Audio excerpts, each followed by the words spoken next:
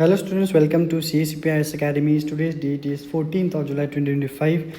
Let's begin our analysis of these following topics. अगर आपको इस एनालिसिस का PDF चाहिए तो आप ज़रूर हमारे Telegram channel that is @CACP_Assam को फॉलो कर सकते हैं. So before starting with the analysis, I would like to tell you very gladly that CACPIS Academy has started its foundation batch and the classes are going on. तो अगर आपको नए batch पे enrol करवाना है तो आप हमें कांटेक्ट कर सकते हैं इन द गिवन नंबर. आपके कन्वीनियंस में there are various time slots and the subjects will be taught by us. And also CACPIS Academy has launched a crash course on forest ranger recruitment, जहाँ पर ये services subjects आपको complete करवाए जाएंगे at ₹4,500. So let's see what are the topics that today will be discussing. The first topic जो आज हम discuss करने वाले हैं वो है India strikes alpha independent camps in Myanmar. तो ये आपके GS पेपर 3 इंटरनल सिक्योरिटी में आएंगे. So next is health care as a strategic pillar in act east policy, वो आएगा GS2 governance. Then Mount Kumgang gets UNESCO world heritage tag, वो prelims के लिए ज़्यादा इंपॉर्टेंट होगा. Art and culture, India rolls out incentives for electric trucks under PM E-Drive. Next fifth one, cyber defamation via AI tools and recognizing India's open ecosystem. So these are the 6 topics that today we'll be discussing elaborately. Okay. So the news is from Assam Tribune that Indian forces launch aerial strikes. Aerial strike का मतलब क्या है? Air strikes. On Alpha independent camps in Myanmar, जहाँ पर 3 leaders की मौत हुई है. बहुत जो मिलिटेंट है वो हर्ट हुए है. And now they have also vowed for retaliation, को वो बदला लेंगे. ठीक है. So let's see some details. तो यहाँ पर कुछ टेक्निकल एरर आया है ड्यू टू सम टाइपो और something. That the first thing, operation type जो था वो था क्रॉस बॉर्डर एरियल स्ट्राइक. मतलब India has not cross the border of India Myanmar, rather it was cross border कि India से ही उन्होंने म्यांमार के अल्फा कैंप में स्ट्राइक किए गए हैं by using 100 drones. Means Indians या फिर Indian army officers, they have not crossed the international border. कहाँ था टारगेट था, the first target was in the diamond camp जो कि है विलेज होयात विलेज. तो ये एक प्रीलिम्स फैक्ट बन सकता है कि होयात विलेज जो है वो कहाँ पर है, किस कंट्री में है. नेक्स्ट टारगेट जो है वो central mobile headquarters. Central mobile headquarters का मतलब है मतलब ये एक ऐसा कंट्रोल सेंटर आप इसको बोल सकते हो. कंट्रोल सेंटर जो कि एक जगह से दूसरे जगह पर उसको मूव किया जा सकता है. ये एक फिज़िकल स्ट्रक्चर है, एक वैन जैसा है. अगर मान लीजिए कंट्रोल सेंटर ये वैन जैसा है, वो एक जगह से दूसरे जगह पर मूव किया जा सकता है. ठीक है, उसको कहा जाता है मोबाइल हेडक्वार्टर्स. जो कैजुअलिटीज़ जो रिपोर्ट हुए हैं वो 3 सीनियर अल्फ़ा लीडर्स रिपोर्ट हुए हैं, including self styled lieutenant general Nayan Akhom, also known as Nayan Medhi, then Brigadier Ganesh Akhom and Colonel Pradeep Akhom. They are self-styled, not any title given by the government. यहाँ पर हम lieutenant general या फिर brigadier या फिर colonel use तो कर रहे हैं, बट दे आर सेल्फ-स्टाइल.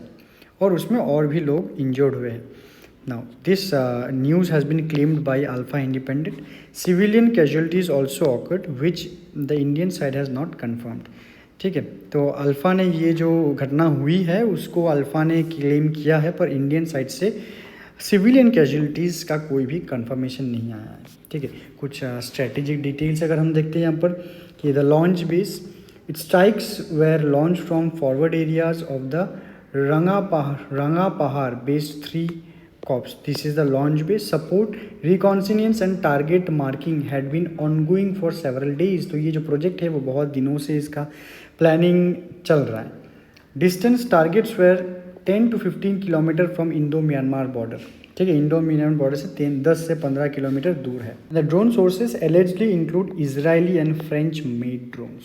ठीक है, यहाँ पर से आप एक कंटेंट ले सकते हो दैट इज़राइल और फ्रेंच भी हमें अपनी यहाँ पर नॉलेज गेन किया है जो इज़राइल और फ्रांस ने ड्रोन वो इंडिया से के साथ उसका रिलेशंस है. Okay, now what is the geopolitical significance from this particular news? His strikes took place along the Nagaland, Myanmar and Arunachal Pradesh, Myanmar border in Longwa and Pangsao Pass regions. These regions house multiple insurgent camps including those of PLA, UNLF and others. PLA क्या है? PLA stands for People's Liberation Army.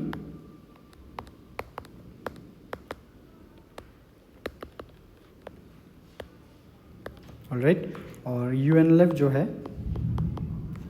It stands for United national liberation front. ठीक है, तो वो जो जगह पर है उसमें कैंप ऑफ PLA भी है, UNLF भी है. So it also suggest India's operational capability कि ये जो सिग्निफाई कर रहा है इंडिया क्रॉस बॉर्डर टेररिज्म जो है या फिर इंसर्जेंसी है उसको इंडिया न्यूट्रलाइज करने में कितना ज़्यादा सक्षम है. ठीक है, next India Myanmar relation in context. Operation highlights covered cooperation with Myanmar. तो म्यांमार के साथ एक कवर्ड कोऑपरेशन है although Indian army denied their direct involvement. मतलब इंडियन आर्मी ने म्यांमार का इन्वॉल्वमेंट इसमें सपोर्ट इसमें इंडियन आर्मी ने डिनाई किया है. मतलब इंडियन आर्मी ने ये फुल प्रूफ और सिंगल हैंडेडली यूनिलैटरली किया है. It reflects India strategy of hot pursuit and cross border counter insurgency capabilities. उसको ही हॉट परशूट कहा जाता है. comes amid regional stability in Myanmar due to its ongoing internal conflict post 2021 military coup. तो Myanmar जो है बहुत ही ज़्यादा अभी पॉलिटिकली इनस्टेबल कंट्री बना है आफ्टर 2021 जहाँ पर जो राज है मिलिट्री का चल रहा है बाय द जुंता गवर्नमेंट. तो बहुत से जैसे कि PLA है, UNLF है, वो दे आर थिंकिंग कि ये जो मिलिट्री जुंता है ये जुंता का गवर्नमेंट ज़्यादा दिन उसको नहीं रहना चाहिए था. वो इलेक्शंस क्यों नहीं करवा रहे, तो उसको रिलेटेड ये कन्फ्लिक्ट है. Okay, the next very important news from your governance वो है health care as a strategic pillar in act east policy. तो ये है the article that has come in Assam Tribune today. So let's see what are the question can be made here. The success of act east policy depends not only on strategic connectivity but also on public health infrastructure. ठीक है, discuss how investing in healthcare infrastructure in Northeast region can contribute to inclusive growth, economic security and stability in India's border areas. ठीक है, ये जो question है ये GS2 का भी पार्ट है, ये GS3 का भी पार्ट है. तो इसमें क्रिटिकली एग्जामाइन आपको करने के लिए बोला गया है. इसमें पॉजिटिव्स लिखेंगे, चैलेंजेस लिखेंगे, वे फॉरवर्ड लिखना होगा. तो ये जरा जनरली आपका 250 वर्ड्स का होगा. तो let's see what are the details है. The context is the Act East policy aims to enhance India's strategic economic engagement with ASEAN and East Asian nation country. तो ये जो Act East policy है वो ASEAN के साथ और East Asian nation countries के साथ इंडिया का strategic और economic cooperation को increase देने का एक पॉलिसी है which is envisioned to be a natural bridge for development of north east region. However और उसी नॉर्थ ईस्ट रीजन की कनेक्टिविटी को इम्प्रूव करके इंडिया और साउथ ईस्ट एशिया के साथ या फिर ईस्ट एशियन कंट्रीज़ के साथ ट्रेड अच्छे से किया जा सकता है. However the current implementation has focus disproportionality on infrastructure and trade sideline public health care. तो इस आर्टिकल में मेंशन किया गया है हेल्थ केयर को कंसिडर नहीं किया गया है. ओके, तो what are the key issues that have been identified here is first is disconnected planning. कि जो एक्ट ईस्ट पॉलिसी में जो अप्रोच है वो टॉप डाउन अप्रोच है और वो ग्राउंड रियलिटीज़ को इग्नोर कर रहे हैं. मतलब जो ऊपर से वो प्लान बनेगा और implementation to be done in the ground level, पर ग्राउंड लेवल में चैलेंजेस कुछ और रहते हैं जैसे कि health care is a challenge, तो उसको एड्रेस नहीं किया जा रहा है.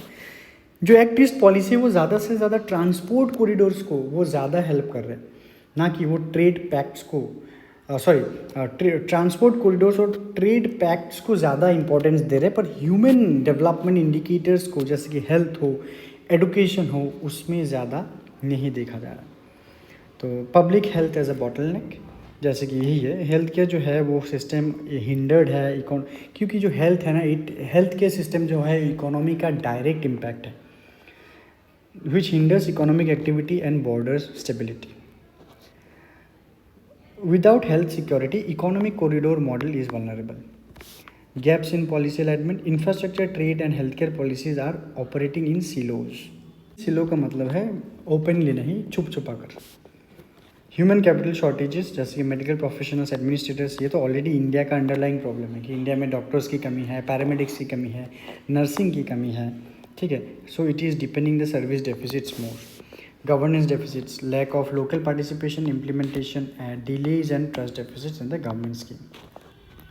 तो इसके लिए क्या वे फॉरवर्ड है? What way forward we will suggest है? जस्ट कि there must be a cross border planning unit, जो कि प्लानिंग में हेल्थ इकोनॉमिस्ट को शामिल किए जाएंगे, और एक्टिव पॉलिसी इंफ्रास्ट्रक्चर बोर्ड्स, उनमें मेडिकल प्लानर्स होने चाहिए. Number 2, decentralised budgeting. जो बजटिंग होगा वो सिर्फ और सिर्फ वो सेंट्रल रिलाइड नहीं होगा, स्टेट गवर्नमेंट को अलाउ करना है बजटिंग करने के लिए in this particular policy. Capacity building, invest करो उन जो बजट में जो पैसा एलोकेट होगा वो इन्वेस्ट करना चाहिए medical colleges in that particular corridor, paramedic training centres in that economic corridor, diagnostic labs या फिर डायग्नोस्टिक हब्स जो कि ट्राइबल और हिली टेरेन्स के लिए वो लाभदायक होगा. नहीं तो ह्यूमन रिसोर्स में एक लैगिंग ज़रूर होगा. Next is digital health infrastructure. तो India must develop interoperable health data system to improve mobility and across district border. मतलब एक सिंगल विंडो प्लेटफॉर्म जहाँ पर डेटा जो है वो स्टोर रहेंगे and that will be accessible by both parties. And जो ये होगा ये आगे बढ़ सकता है by public private partnerships. It will replicate models like Assam care centre foundation. ठीक है, जो बहुत ज़्यादा कुछ प्राइवेट कंपनीज़ है जैसे टाटा और गवर्नमेंट ऑफ इंडिया या गवर्नमेंट ऑफ असम, वो मिलके जो कैंसर केयर में जो कंट्रीब्यूट कर रहे हैं, वैसे भी इस मॉडल में किया जा सकता है. Okay, the next news is more about your prelims. Mount Kumgang gets UNESCO world heritage site. तो हमें देखना है कि माउंट कुमगांग क्या है, कहाँ है. तो ये North Korea's Mount Kumgang listed as UNESCO's world heritage site. So let's see. So during the 47th session of UNESCO World Heritage Committee held in Paris, Mount Kumgang, also known as Diamond Mountain from the sea, देखिए बहुत ही ज़्यादा important ये concept है. Diamond mountain किसको कहा जाता है? Diamond mountain from the sea किसको कहा जाता है? Mount Kumgang. Alright, okay. तो वो कहाँ है? वो है नॉर्थ कोरिया में, उसके ईस्ट कोस्ट में. तो what are the features? Mount Kumgang में टोटल 1200 पीक्स है जो कि सीनिक रॉक फॉर्मेशंस हैं, वाटरफॉल्स है, पूल्स है, और there are lush gorges which is known for is seasonal changes in appearance, autumn foliage, winter snowscapes etcetera. बहुत ही सुंदर है वो देखने में. Rich in legends, cultural relics and heritage sites. इसकी वजह से उसको यूनेस्को का वर्ल्ड हेरिटेज का टाइटल दिया गया है. यूनेस्को डिस्क्राइब करता है इसको अ mountain of exceptional natural beauty with significant cultural and spiritual value.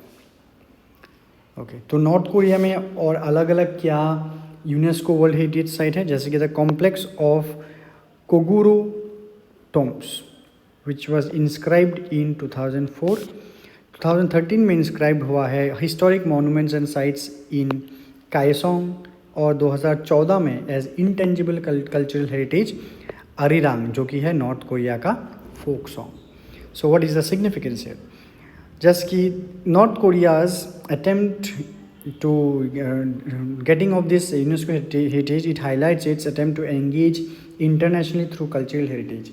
तो ये मिलने से नॉर्थ कोरिया जो है आइसोलेटेड है, उसको तानाशाह जो माना जा रहा है, ये करने से वो बाकी इंटरनेशनली वो एंगेजमेंट करने को उनका जो तात्पर्यता है वो सिम्बोलाइज यहाँ पर कर रहे हैं. It reinforces UNESCO's role in preserving shared human and natural heritage regardless of political boundaries. Regional context. In the same UNESCO session, South Korea's petroglyphs along with Bangucheon stream were also added. तो इसके साथ इसको भी add किया गया है list में। Environmental और इको टूरिज्म के पोटेंशियल्स है, लोग वहाँ घूमने जाएंगे। It will boost ecotourism, conservation of fragile ecosystem and historical sites in the region. Okay, so यहाँ पर आप जो वर्ल्ड हेरिटेज साइट है इंडिया में वो आप ज़रूर देखिए, it is very important India का। इस पिक्चर में आप ज़रूर देखिए क्योंकि ज़्यादा questions Indian world heritage site से ज़्यादा आएंगे। और असम में क्या है वो भी ज़रूर देख लीजिए, जैसे कि काजीरंगा नेशनल पार्क है, मानस है, एंड सोराइदेव मोइदाम्स ऑफ असम है। और तो this list you can just save it, आपको टेलीग्राम में ये मिल जाएगा तो आप वहाँ से देख लीजिए, और या फिर आप इसके स्क्रीनशॉट भी ले सकते हो।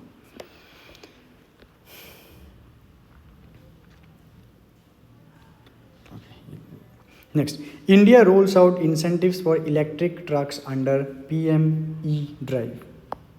PME Drive. Okay. So क्या है news? Government launches 9.6 lakh incentive scheme for electric trucks under PME Drive. ठीक है, ये तो मीन्स के लिए भी इम्पोर्टेंट है कि India's electric truck initiative scheme is achieving sustainable freight mobility and meeting its net zero emission targets discuss. तो इसके बारे में आपको डिस्कस करना है। PME ड्राइव के बारे में आपको लिखना है, what is about the pre E drive. तो देखते हैं हम। तो ई ड्राइव इनिशिएटिव क्या है? It is aiming to facilitate green transition of freight transport. तो अगर हम फेम देखें ना, फेम क्या है? It is the faster adoption and manufacturing of electric vehicles, ये है फेम। तो जहाँ पर जो मैन्युफैक्चरिंग होगा, वे मैन्युफैक्चरिंग या फिर एडॉप्शन, उसमें इलेक्ट्रिक व्हीकल्स को प्रमोट किया जा रहा है forward to cater the climate change and pollution. तो यहाँ पर जो फ्रेट जो ट्रक्स है ट्रांसपोर्ट करते वो गुड्स को, लॉजिस्टिक्स सपोर्ट जो देते हैं वो है फ्रेट। तो ई ड्राइव जो है वो green transition of freight transportation लाने में तात्पर्य है। तो what is the E truck initiative? यहाँ पर क्या किया जाएगा? इलेक्ट्रिक ट्रक्स एडॉप्शन में हेल्प किए जाएंगे। कैसे? इसमें बजट एलोकेशन है, 500 करोड़ का बजट एलोकेशन है, जो which will support 5600 trucks. Incentive amount क्या है? 9.6 लाख पर truck based on gross vehicle wait. Disbursement कैसे होगा? अपफ्रंट प्राइस रिडक्शन, रिम्बर्समेंट और टू OEMs। OEM का फुल फॉर्म है original equipment manufacturer.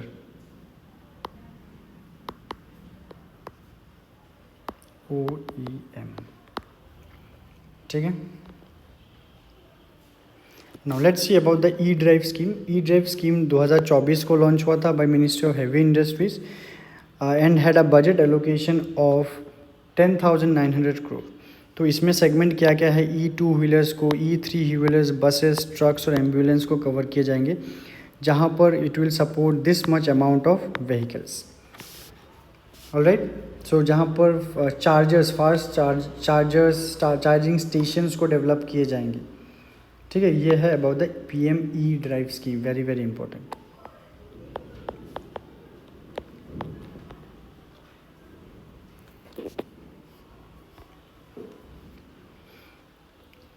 Okay, so what will be the benefits for it? Environment benefits होगा, जो इंडिया का जो commitment है in 2070 the net zero emission, वो अचीव करने में ये हेल्प होगा। It aims to lower the GHG greenhouse gases emissions from freight transport. It will enhance air quality, और जो पार्टिकुलेट पोल्यूशन है जो कि PM2.5 या फिर PM10 को रिड्यूस करने में ये सहाय ज़रूर करेगा। It will encourage green logistics. It will also encourage indigenous manufacturing, जैसे कि OEMs, जैसे कि टाटा मोटर्स है, अशोक लेलैंड है, वोल्वो है, they are active players in OEM। और इसमें सपोर्ट मेक इन इंडिया का भी है, आत्मनिर्भरता का भी है। इसमें सेल अथॉरिटी ऑफ इंडिया है shifted 15% of hired vehicles to electric. Okay, so these are the challenges that you can see and these are the way forward. Next, cyber defamation via AI tool. तो recently क्या हुआ है, असम में जो एक महिला है उनको उनके पिक्चर को बाय यूजिंग डीप फेक उनके पिक्चर को बहुत ही ज़्यादा अश्लील तरीके से पेश किया गया है, और for a time being the people of Assam thought the pictures to be very real, but actually now it has unearthed that the obscene pictures of that female was a deep fake which was made via AI tool. Alright, so the question can be made here: discuss the ethical and legal challenges posed by the misuse of AI in cyber defamation cases. How should India strengthen its laws to protect individual dignity and privacy in the digital age? Okay, तो context क्या है? A case from Dibrugarh, Assam: a man was arrested for allegedly using AI-powered tools to morph and circulate explicit images of a woman, leading to a widespread digital harassment and emotional trauma.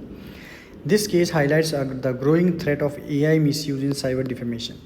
Okay, morphing तो मतलब जो किया गया है उस महिला के साथ, मॉर्फिंग का मतलब है digital image manipulation.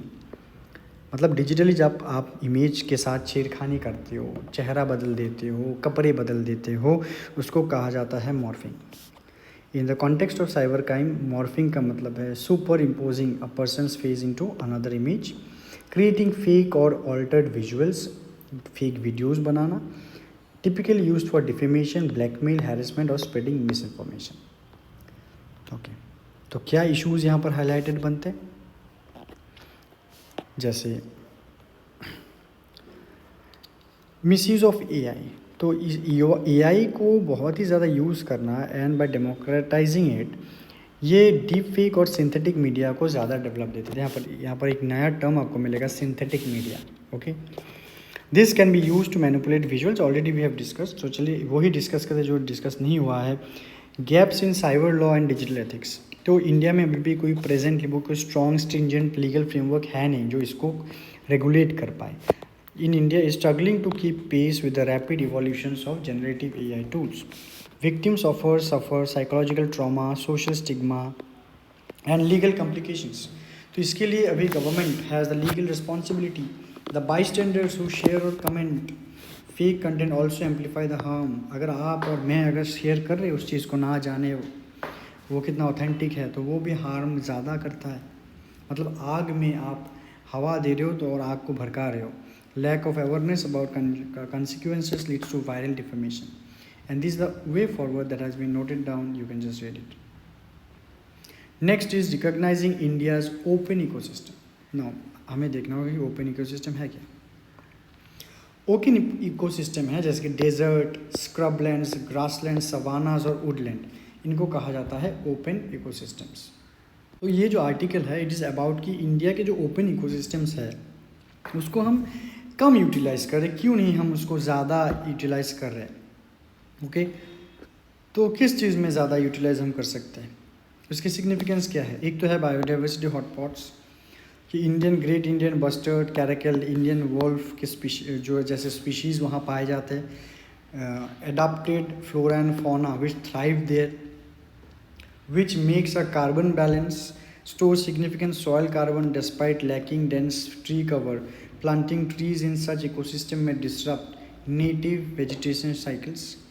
Cultural landscapes just see millions of pastoralists and their knowledge systems, providing grazing ground to the animals, water sources, resilience. तो उन इकोसिस्टम्स को हमें रिकॉग्नाइज करना चाहिए and work for its betterment.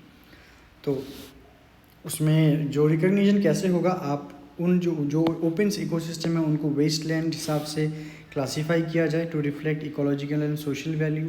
Recognise this open ecosystem as legitimate ecosystem, तब जाके जो government के जो पॉलिसीज़ प्रोग्राम्स है उसको ज़्यादा क्या मिलेंगे, फोकस मिलेंगे, वो उनके अंदर आ जाएंगे जो अभी भी कवर्ड नहीं है। It will empower pastoral communities. Pastoral communities कौन है, जो मतलब जो ओपन इकोसिस्टम में डिजर्ट में हो, जो बंजारे है, जो शीप हर्डर्स है, they are the pastoral communities in and empower them in land management decisions, क्योंकि वो उनमें वो लोग उसमें विश्वास करते हैं, उनमें राइट है। Protect traditional knowledge ecosystem and mobility rights. Nature based solution क्या होगा, रोटेशनल ग्रेजिंग को प्रमोट किया जाए, रेन वाटर हार्वेस्टिंग को प्रमोट किया जाए which is very essential for every part of the country. Drought resistant crops को कल्टिवेट ज़्यादा किया जाए। Prioritise ecosystem restoration and afforestation. ठीक है, तो So that's all about today's analysis. So students, अगर आपको C S C P I S academy के स्मार्ट बुक्स चाहिए, which is a total 17 sets of smart books, 10 smart book for prelims और 10 smart book for mains है, तो आप अपने copies को ऑर्डर कर सकते हैं by calling in the given number. Also अगर आप एसएमईज़ में प्रिपरेशन कर रहे हो, अगर आपको एसएमईज़ में स्टडी मटेरियल्स चाहिए, कंटेंट चाहिए, तो आप हमारे एसएमईज़ में बनाए गए लिखे गए स्मार्ट बुक्स भी ऑर्डर कर सकते हो. Same books just in SMEs language. So before I leave students, I would request you, if you like my videos watching, then please do click the like button, do subscribe to the channel, and do always share our videos with the fellow students. Thank you so much. Take care.